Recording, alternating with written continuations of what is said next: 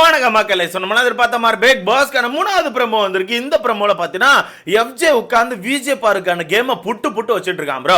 VJ பாரு இந்த வீட்டுக்குள்ள எப்படி கேம் ஆடுறாங்க, எப்படி சர்வே ஆகுறாங்க, எப்படி இந்த வீட்டுக்குள்ள உள்ள ஒவ்வொரு ஆளும் யூஸ் பண்ணிட்டு இருக்காங்க அப்படிங்கிற விஷயத்த புட்டு வச்சிட்டு இருக்கான். அதனாலதான் எஃப்ஜே வந்து அப்பப்ப விஜே பார்வதி போய் நோண்டிட்டு இருக்கான் போல. பட் வீட்டுக்குள்ள இருக்க முக்காவாசி பேருக்கு தெரிஞ்சிட்டு ப்ரோ, விஜே பாருக்கான கேம் இதுதான். விஜே பாரு வீட்டுக்குள்ள எல்லாரும் யூஸ் பண்றாங்க, பயங்கரமான செல்ஃபிஷா ஒரு ஆட்டத்தை ஆடிட்டு இருக்காங்க அப்படிங்கிறது வீட்டுக்குள்ள இருக்க எல்லாருக்குமே தெரிஞ்சுட்டு, ஏன் காமு மாமாக்கே தெரிஞ்சுட்டு, காமு மாமாவே அந்த விஷயத்தை தெரிஞ்சுக்கிட்டு இப்போ லைட்டாக ஒதுங்க ஆரம்பிச்சிட்டாப்ல. எனக்கு தெரிஞ்சு வரப்போகிற நாட்களில் காமு மாமா ஃபுல்லாக ஒதுங்கிடுவாப்ல. ஏன்னா நிறைய இடங்களில் நானும் நோட் பண்ணேன், காமு மாமா விஜய் பாருக்கு ஆப்போசிட்டில் தான் பேசிட்டு இருக்காப்ல. அதுவும் முக்கியமாக அந்த தோசை மேட்ரு, அந்த தோசையில் நெய் எடுத்த மேட்ருக்கு அப்புறமே காமு மாமா ஒரு மாதிரி ஹர்ட் ஆகிட்டாப்ல. இதுக்கப்புறம் விஜய் பாருக்கிட்ட பெருசாக கனெக்ட் ஆகக்கூடாது, பெருசாக எந்த ஒரு பர்சனல் விஷயத்தையும் ஷேர் பண்ணக்கூடாதுன்னு சொல்லி முடிவு பண்ணிட்டாப்ல. இப்போ நீங்கள் நல்லா கவனிச்சுனா கூட தெரியும், காமு மாமா உட்காந்து பேசுவாப்ல, ஆனால் வெறுமனைக்கு கேமை பற்றி மட்டும் தான் பேசுவாப்ல. இப்போ அந்த டாக்ஸிக் கேங் வந்து அந்த நாமினேஷன் எப்பவுமே டிஸ்கஸ் பண்ணிட்டு இருப்பாங்க, அந்த கூட்டத்தில் இருப்பாப்ல, அதை டிஸ்கஸ் பண்ணி முடிச்சோன்னே கிளம்பி இருப்பாப்ல. நல்லா கணிச்சு பாருங்க, அப்படிதான் போயிட்டு இருக்குது. சோ அந்த வகையில எஃப்ஜே விஜே பாருக்கான கேமை புட்டு வச்சிட்டு இருக்கான். என்ன மாதிரி புட்டு வச்சிருக்கான், அது உண்மையா அப்படிங்கறத மொத்தமா பார்த்துடலாம். அது மட்டும் இல்லாம உண்மையாவே சம போரா போயிட்டு இருக்கு ப்ரோ. சத்தியமா சொல்றேன், சம போரா போயிட்டு இருக்கு. உண்மையாவே சம போரா போயிட்டு இருக்கு. பட் இன்னொரு விஷயத்தை சொல்லி ஆகணும், திங்கக்கிழமை எப்பவுமே இப்படித்தான் இருக்கும். எனக்கு திங்கக்கிழமை வீட்டுல எந்த ஒரு டாஸ்க்கும் இருக்காது, அமைதியா தான் போயிட்டு இருக்கோம். பட் இதுக்கு முன்னாடி தண்ணி போல கடந்து கத்திட்டு இருந்தாப்ல. பட் இப்ப தண்ணி போல இல்லைன்னு இந்த சத்தம் இல்ல, அவ்வளவுதான். மற்றபடி இதுக்கு முன்னாடி சத்தம் கேட்டுட்டு இருக்கோம், இப்ப சத்தம் இல்லாம ஒரு மாதிரி சைலண்டா போயிட்டு இருக்கு. சரி, ஓகே, விஜே பாருக்கான கேம் என்ன, எஃப்ஜே எப்படி எக்ஸ்பிளைன் பண்ணிருக்கான். அது மட்டும் இல்லாம எஃப்ஜே வந்து இன்னொரு விஷயத்தை ரொம்ப தெளிவா கண்டுபிடிச்சு சொல்லியிருக்கான். காமு மாமாவை பார்த்து நம்ம விஜே பாரு லைட்டா பயப்படுறாங்க அப்படிங்கிற விஷயத்தை ரொம்ப தெளிவா மென்ஷன் பண்ணியிருக்கான். காமு மாமா அரோரா இந்த ரெண்டு பேரையும் பார்த்து பயப்படுறாங்க அப்படிங்கறத பக்காவா எக்ஸ்பிளைன் பண்ணியிருக்கான். என்னென்ன விஷயங்கள் அப்படிங்கிறது ரொம்ப தெளிவா பார்த்தரலாம். ஸோ வீடியோக்குள்ள போறதுக்கு முன்னாடி மறக்காம இந்த வீடியோ லைக் பண்ணிட்டு சேனலை சப்ஸ்கிரைப் பண்ணிக்கோங்க. நீங்க போடுற ஒவ்வொரு லைக் வந்து நம்ம வீடியோ ஒரு 10 பேர் சஜஸ்ட் பண்ணோம். ஸோ முடிஞ்ச அளவுக்கு லைக்கை போட்டு சேனலை சப்ஸ்கிரைப் பண்ணிக்கோங்க. ஃபர்ஸ்ட் விஜே பாருக்கான கேம் என்ன, விஜே பாருவை பொறுத்தவரைக்கும் இந்த வீட்டுக்குள்ள ஒவ்வொருத்தரையா பிடிச்சி லாக் பண்ணி அவங்க கூட பேசி அவங்க கிட்ட ஒரு ட்ரஸ்ட் ஒருத்தியான ஒரு பாண்டை கிரியேட் பண்ணி அவங்கள வச்சு ஒரு கேம் ஆடுவா. உண்மையாவே அதுதான் அவங்களுக்கான கேம். நீங்க நல்லா நோட் பண்ணி பார்த்தீங்கன்னா வாரம் யாரையா ஒருத்தரை பிடிச்சி உட்கார்ந்து பேசிட்டு இருப்பாங்க. அது அவங்க களி ஊத்துன ஆளா இருந்தாலும் சரி, சண்டை போட்ட ஆளா இருந்தாலும் சரி, அது அவங்க சண்டை போட்ட ஆளா இருந்தாலும் சரி, அவங்களுக்கு தேவைன்னா போய் உட்கார்ந்து பேசுவாங்க. அந்த வகையில் இந்த சீசன் ஆரம்பிச்ச முதல் வாரத்துல இருந்து கலையரசன் தண்ணி பழம் ரெண்டு பேர்கிட்ட மட்டும் தான் எல்லா விஷயத்தையும் ஷேர் பண்ணுவாங்க. இந்த ரெண்டு பேர்கிட்ட மட்டும் தான் பேசிட்டு இருப்பாங்க. பட் நாட்கள் வர அப்படியே கலையரசன் லைட்டா ஒதுங்க கலையரசனை பத்தியே தப்பா பேச ஆரம்பிச்சாங்க. ஆனா தண்ணி பழத்தை பொறுத்தவரைக்கும் ஒரு நவுண்டு போகவே இல்லை. ஃபுல் அண்ட் ஃபுல் தண்ணி பழத்தை பக்கத்திலே வச்சுக்கிட்டாங்க. தண்ணி பழத்தை வச்சு அவங்களுக்கு எந்த ஒரு பாதிப்பும் இல்லை. ஆனா கலையரசன் அப்பப்போ ஆப்போசிட் பண்ண ஆரம்பிச்சான். அதனால இவங்க என்ன பண்ணாங்கன்னா கலையரசனுக்கு ஆப்போசிட்ல ஒரு சில இடங்களில் செயல்பட ஆரம்பிச்சாங்க. அதுக்கப்புறம் அப்படி போக அப்படி கலையரசன் ஒரு மாதிரி ஒதுங்க ஆரம்பிச்சான். ஓகேவா, கலையரசனை பொறுத்தவரைக்கும் அவனுமே ஒரு டபுள் கேம் தான் ஆடினான். இங்க போனா பாருமா, அங்க போனா பாரு தப்பு அப்படிமா, இந்த மாதிரி தான் பண்ணிட்டு இருந்தாப்ல. சோ அதுக்கப்புறம் ஃபுல் அண்ட் ஃபுல் திவாகரை தாண்டி அவங்க யாருக்கிட்டயுமே போனதில்லை. ஆனா ஒரு கட்டத்துல திவாகர் கிட்ட சண்டை போடும்போது நீங்க நல்லா கவனிச்சா தெரியும், ஒரு கட்டத்துல திவாகர் கிட்ட சண்டை போடும்போது நேரா போய் சுபிக்ஷா கிட்டே உட்கார்ந்து பேசியிருக்காங்க.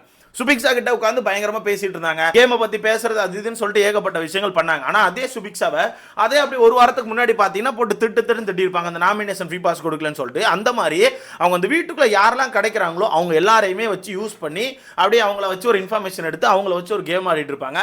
அந்த வகையில காமு மாமாவை இடையில பிடிச்சாப்ல. அதை ரொம்ப தெளிவா விஜய் சொல்லியிருக்கான். காமு மாமாவை பாரு பிடிச்சாங்க. காமு மாமா தான் ஃபுல்லா பாரு கையில இருந்தாப்ல. ஓகேவா, காமு மாமா தான் பாருக்காண்டி எல்லாத்துலயும் நிப்பாப்ல. ஆனா ஒரு கட்டத்துக்கு அப்புறம் ஒரு சின்ன கிராக்கு அப்புறம் காமு மாமா தெளிவாயிட்டாப்ல. அதுதான் அந்த கீ மேட்ரு, தோசையில கீ போட்ட மேட்ருல காமு மாமா ஒரு மாதிரி பர்சனலா ஹர்ட் ஆயிட்டாப்ல. அதுக்கப்புறமே காமு மாமா பொறுத்தவரை பெருசா விஜய் பாரு கிட்ட போய் கனெக்ட் ஆகல. கனெக்ட் ஆனாலுமே நார்மலா ஏதாச்சும் விஜய் பாரு கஷ்டப்படுறாங்களா போய் பேசுறது, விஜய் பாரு ரொம்ப சேடா இருக்காங்களா போய் பேசுறது, விஜய் பாரு ஏதாச்சும் தனியா இருக்காங்களா லைட்டா போய் பேசுறது, அவ்வளவுதான். மத்தபடி பெருசா அந்த பர்சனல் விஷயங்கள் அந்த பாண்டுக்குள்ள ஒரு போகவே இல்லை. ஃபுல் அண்ட் ஃபுல் அரோராவோட தான் சுத்திட்டு இருக்காப்ல. அந்த விஷயத்த அந்த இடத்துல எஃப்ஜி ரொம்ப தெளிவா சொல்றான். என்னன்னா அவன் வந்து அரோரா காமு ரெண்டு பேரை பார்த்து பயப்படுறா. காம் வந்து ஒருவேளை அப்படியே பிரிஞ்சு போய் அரோரா கூட சேர்ந்து ஒரு கேம் ஆடிடுவாளோன்னு சொல்லிட்டு பயப்படுறா. அதனால தான் இப்படி வேலையை பார்த்துட்டு இருக்கான்னு சொல்லிட்டு ரொம்ப தெளிவாக சொல்கிறான். ஏன்னா காலையிலே பார்த்தீங்கன்னா நம்ம பாரு வந்து நேராக போய் நம்ம அரோராட்ட உட்காந்து, அரோரா நான் பண்ண தப்பு தான் அரோரா, எனக்கு இப்போ தான் தெரியுது பார்த்துக்கோ, நான் நிறைய தப்பு பண்ணியிருக்கேன், சேதனை சொன்னப்பறம் தான் எனக்கே புரியுது நான் ரொம்ப தப்பு பண்ணியிருக்கேன்னு, நான் இப்படி பண்ணியிருக்க கூடாது பார்த்துக்கோ, ஆனால் எல்லாமே தண்ணி படம் தான் பண்ணார் பார்த்துக்கோ, நான் எதுவுமே பண்ணல, தண்ணி படம் தான் எல்லாத்துக்கும் காரணம்னு சொல்லிட்டு தண்ணி படத்தை மாட்டி விட்டு அரோரா கிட்ட நல்ல பேர் எடுக்க ட்ரை பண்ணியிருப்பாங்க. ஓகேவா, ஏன்னா அரோரா இவங்களுக்கு பிடிக்கல தான். ஆனால் அரோரா காமு மாமா கூட க்ளோஸா இருக்காப்ல. காமு மாமா அக்காவுக்கு பிடிக்கும் தான், ஆனா காமு மாமாக்கு இப்ப அக்காவை பிடிக்கல, அவ்வளவுதான். ஓகேவா, இதனால அக்கா பயந்துகிட்டு எப்படியாச்சும் அந்த ரெண்டு பேரையும் பிரிச்சு விட ட்ரை பண்றாங்க. ஆனா அந்த ரெண்டு பேரும் ஒரு மாதிரி நல்ல பாண்டிங்ல போயிட்டு இருக்காங்க.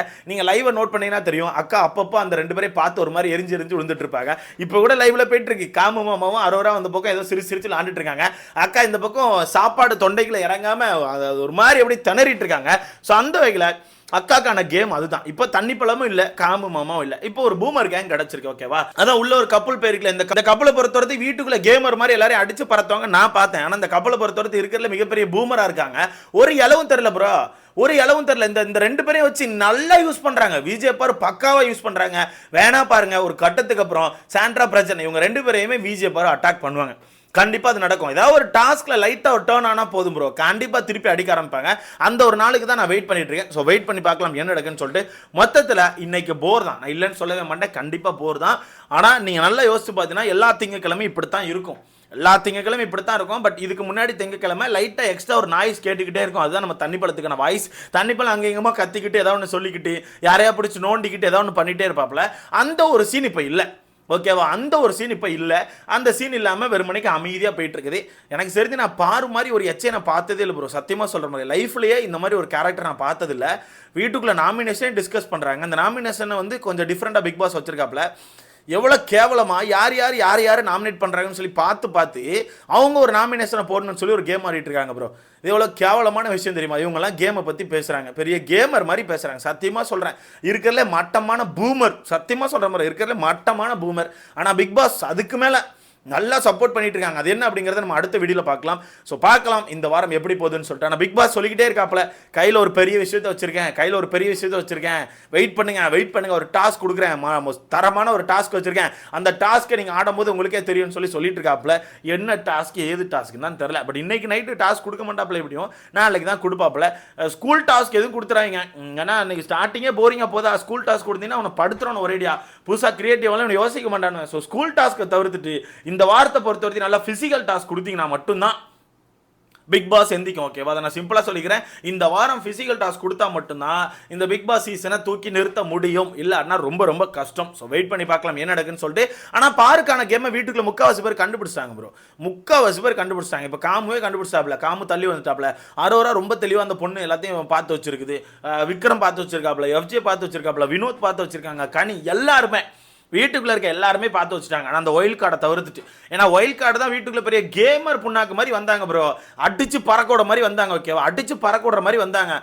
வந்து இப்போ ஒரு நாள் தான் அடிச்சாங்க விஜய் பருவ, அடுத்த நாளே போய் ஒட்டியாச்சு.